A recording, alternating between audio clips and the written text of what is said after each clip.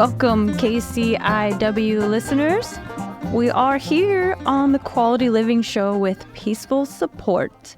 Thank you for all that you do, especially listening, because sometimes that's so difficult, and I overstand that one. A lot of the times, are we actually listening? If we're thinking about what we're about to be saying next, the majority of the time, the answer is no, we are not listening. So let's go ahead and pause our thoughts and be open to what comes through KCIW. All right. I am Amanda Whittemore here with the Quality Living Show. If anybody has something they do want to say, you're welcome to call 541-661-4098. And if you're more of the email type, go ahead and reach us at contact@kciw.org. How exciting. We love communication. Probably that's how we got here on the radio station. And what's really fun is here at the KCIW station on the Quality Living Show, we bring in guests in the studio, real humans, not just bots or AI. We're actually in the flesh.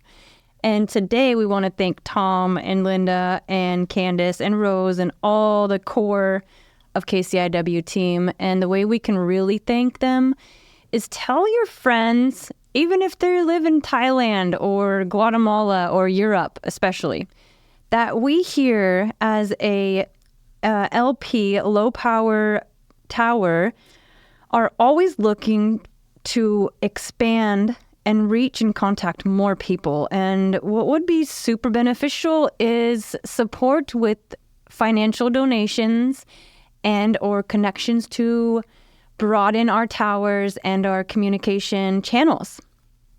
So as you're listening, think about that and or set it aside and tune in with your undivided attention, because we have multiple people in the studio today.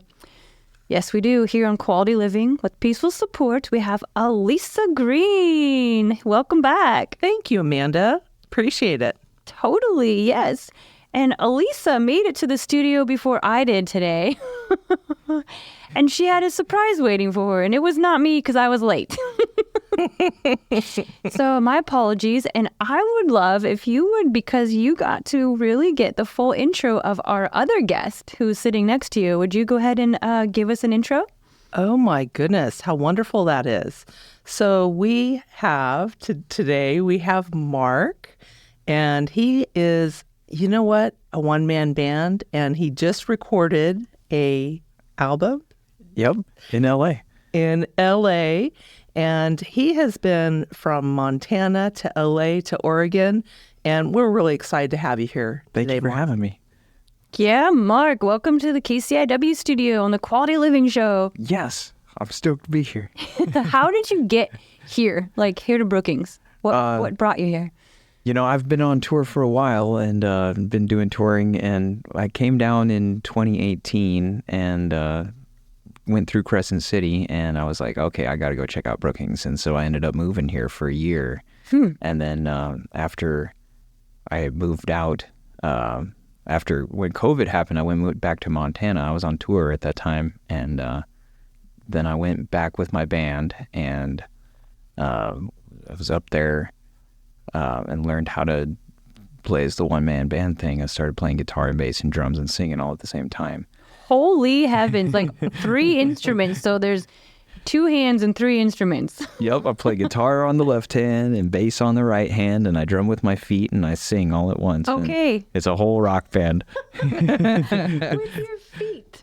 Yep, and I've been doing that ever since then, and I've been on tour for the last year, just going around in my car and sleeping in my car and finding shows to play, and been all over the West, from Colorado, Utah, Idaho, Washington, Oregon, down into California, and went down into California and found a producer, and he said, I wanted to record you. So I've been recording an album for the last 6 months now.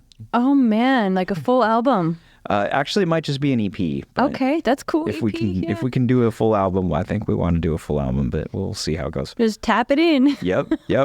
I spent 3 months recording this single, so it's worth the time that it takes. Definitely. Good. And so a little bit of history of you, because a lot of the times us here with our full undivided attention would like to really hear about you. Like, how did you even get these instruments in your hand? What age were you? Let's see. I've been playing music my whole life. Like, that's just kind of part of who I am. I've always been digging that. And, first instrument that I picked up was the recorder. And then I moved to saxophone after that because it's the same finger positions. So it was like, okay, I don't even have to learn anything new. I can just start playing the saxophone. And I did that through a good portion of middle school. And then in high school, they were like, we need more trombone players. Do you want to learn to play trombone? So I was like, okay.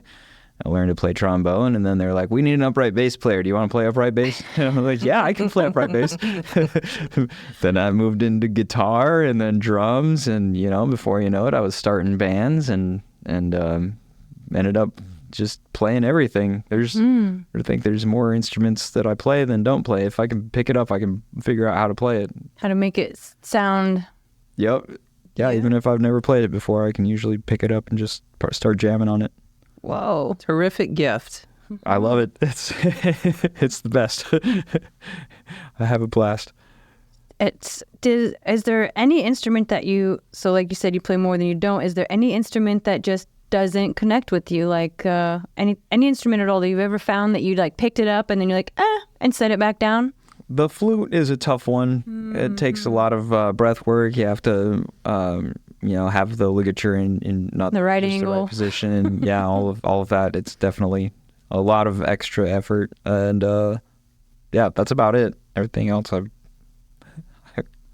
that's the only one that I found that I've had a tough time with. I like to play the didgeridoo. That's a fun one. Oh, wow. That's some breath work. Circular breathing on that. I'd say circular breathing on a didgeridoo is easier than trying to play a flute. Right. But you can do circular breathing on a flute too. Yeah. It's just a lot of work. That's true. So, okay, when you were a kid, you played some music in middle school, you expanded your music throughout your upbringing, and where did you mostly grow up? What really brought you to music? So I was born in Colorado and lived out in Denver until I was 12, and was doing a lot of music classes out there. And then we moved to Montana when I was in middle school, and that's when I really got into it. And I think I was sold. I knew I wanted to be a musician. In 6th grade, we went on one of the last weeks of school. They took us out of class because there wasn't much going on in class, and they were like, we're just going to go to all the different schools and have the concert band play for all the schools. And it was like a little mini tour, and I was like, okay, that's amazing. This is what I want to do. That's terrific. Yep. And then out in Montana, I just kept expanding. And then after I graduated, I moved out to Hawaii for 10 years and enjoyed that, and had a band out there. And then I was like, I really want to get this going. And so I moved back to the mainland because I was like, that's the best way to do it, is just hit the road. And from there, it was, a lot of trial and error, figuring out what works and what doesn't. And,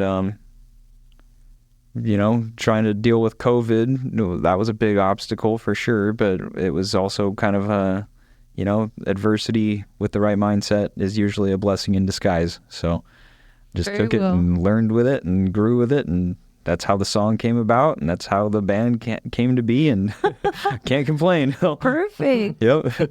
Wow. It was definitely a good way to spend the time. I was kind of sold on, first I was like, should I buy a looping pedal? Because that was, it seemed like it would be easier to do. That was definitely what a lot of people were doing, was getting into looping. And I was like, well, I could do that, or I could just go for this, trying to play everything all at once. I've seen the one-man band thing a few times. Yes. It's a good challenge. That's why I decided to go for that, is because I was up for the challenge. I was like, that's a good way to spend the time. Yeah. Looping would be fun, but doing something a little bit different just had an appeal to me.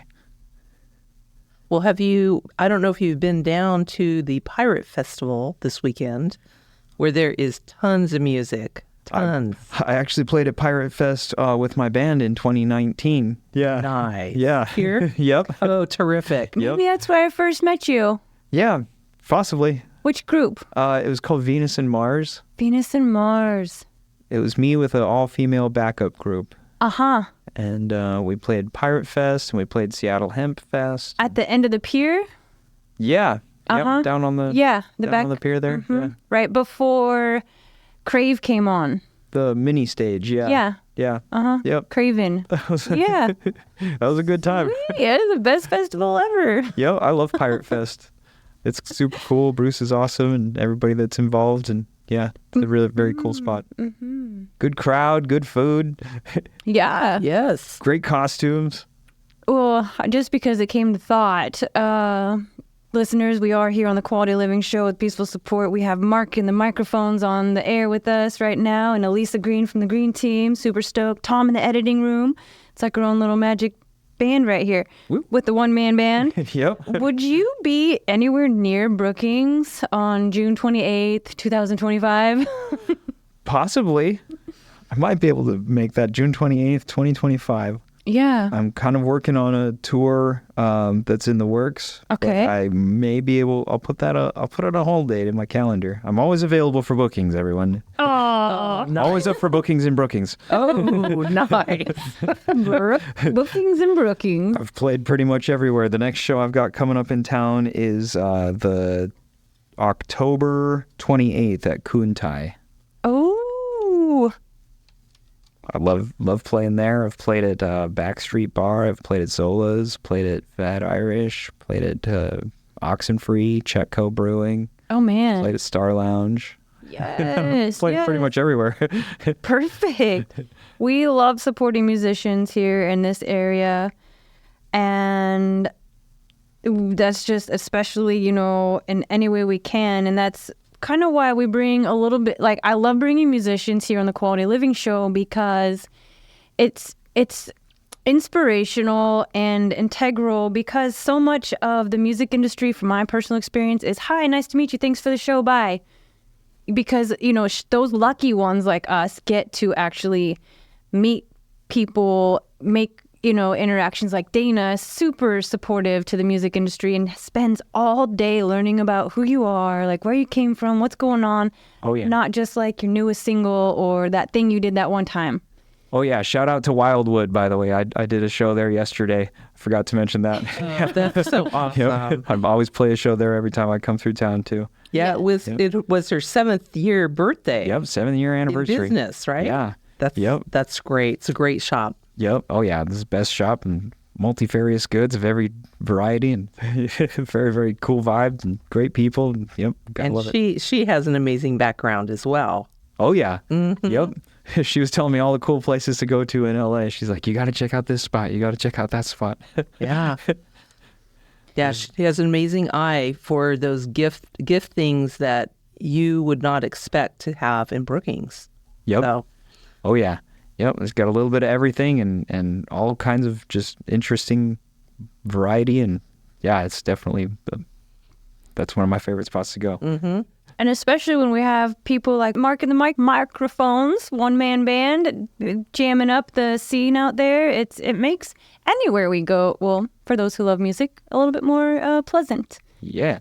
Woo. Oh, yeah. Hey, before you forget, what was that day you were talking about? June 28th? June 28th, IYG is the International Yoga Gathering that we have every other year, and Wildwood, the shop of multifarious goods, was also one of our main supporters, and she brought nearly her whole entire store out there to the Azalea Park. Oh, that's awesome. It was phenomenal, and it had such a visual and energetic, supportive impact. It just felt like the best natural way to be enjoying yoga and dance, and we had belly dancers and music and, all ages. We had a teacher for kids, and it's a place for nonprofit organizations to all be represented, out in town where everybody gets to come and just enjoy a good day outside with movement and music. That's awesome. I'm down. Sweet. Yeah.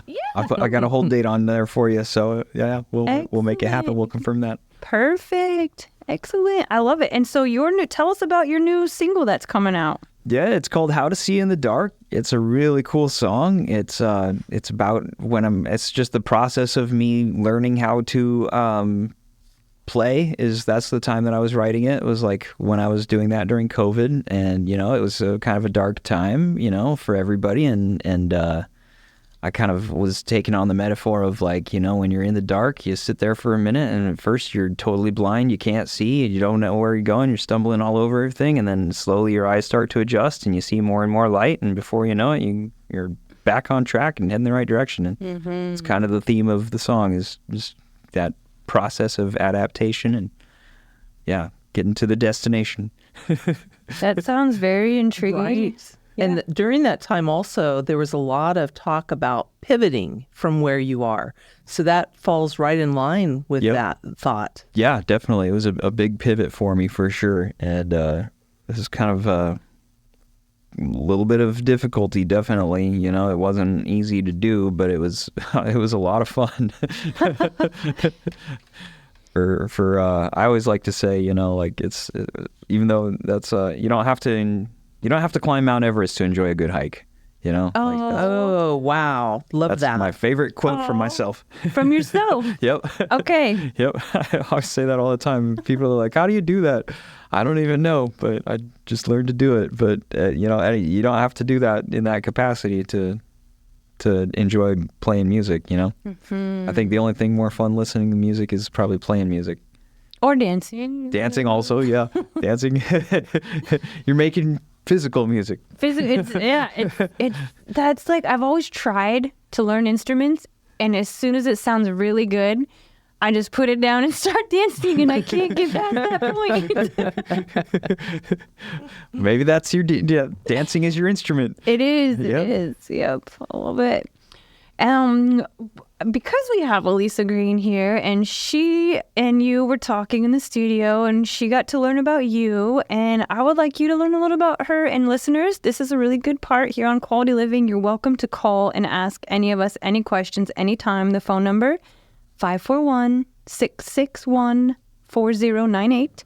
And so, Mark, Alisa Green is a grant writer, amongst a gazillion other things in this world. And I really feel like this is like a magical connection happening, because musical artists strive to be the musician that they are, and all the other stuff that happens in the background is just it's difficult. Yeah. And it would be beneficial for you guys to like really find I don't know. Do you know what I'm saying? Are there Lisa? musical grants out there? Is that a thing? Yes. Yeah? Yes. Let me say that. Yes. Yeah. There's actually I'm on a board for the Curry County Cultural Coalition, and that one is strictly for nonprofits. But what happens is when you are learning about that particular money source, then when you're researching, I do a lot of research. That's how I know about these things. And you'll find different pockets for artists that, and so like if you ask me right now, I don't have a specific one because the times change. Yeah. And then, so they're within a specific time zone period. They may only do it one year.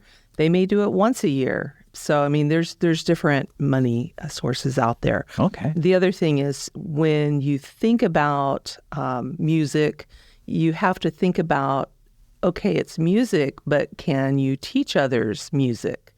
And if that's part of your possibility, then maybe it's teaching. Maybe there's a teaching component there through perhaps a nonprofit, and they pay you a stipend for your services. So there's just different ways to find that.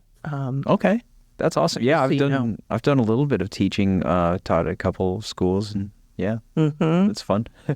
And so taking that time, I think, to really search out what you want and what you want to do is really an important thing. Yeah, definitely. And like as a musician does, as he creates the sound of how that feels, of what you want it to sound like. Same with how you want it to be physically tangible in your world, the world you wish to live. Be your paintbrush to your canvas. Yeah. Right. Your own instrument to your own song. Yep. Right. That's right. Yeah.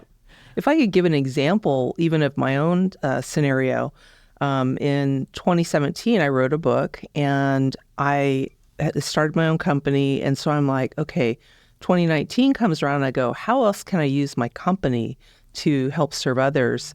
And my brain goes, oh my gosh, I've been grant writing since 2005. I helped a lot of individuals in our community and for those 10 years. And so I'm like, oh my goodness, I could start helping people through my business. And so that's when I started really focusing on getting more money into the community, and also teaching nonprofits how to write grants. So that's kind of how it happens. But it's taking that time to really search out what it is that we're supposed to be doing with the gifts that we have. Yeah. Yep. That's kind of the science and the art of it is finding finding your calling, you know? Mm-hmm. Yeah. Mm-hmm. That's awesome. That's definitely a useful talent to have. Mm-hmm. Very extremely valuable and rare. And yeah, I've thought about doing that sort of thing. Like, oh man, I would love to go write some grants and get some money rolling and get some funding. And it's right. A lot Produce the records and get the label and do the things. Yep. Got the merch and the swag. Get the swag. There you go. To get you to and from your dream vehicle, then your air jet. You got to get the airplane. Oh yeah. Yep. Got to get the jet. Yeah, definitely. Oh, the air jet? Yeah. Oh yeah, the jet. Yeah. Yep. Oh yeah. Wow. By the way, I got to shout out to my label. Shout out to Win Iconic. Thank you for having me. Yeah, and who are they? Win Iconic Ventures is it's a label based out of LA. It's for startups. It's a startup for startups, basically. Okay. Win Iconic. Can you spell that? WINICONIC. Oh wow. So it almost sounds like Harry Connick Jr. His name. Yeah. Except it's Win Iconic Senior. Nice. I love it. WINICO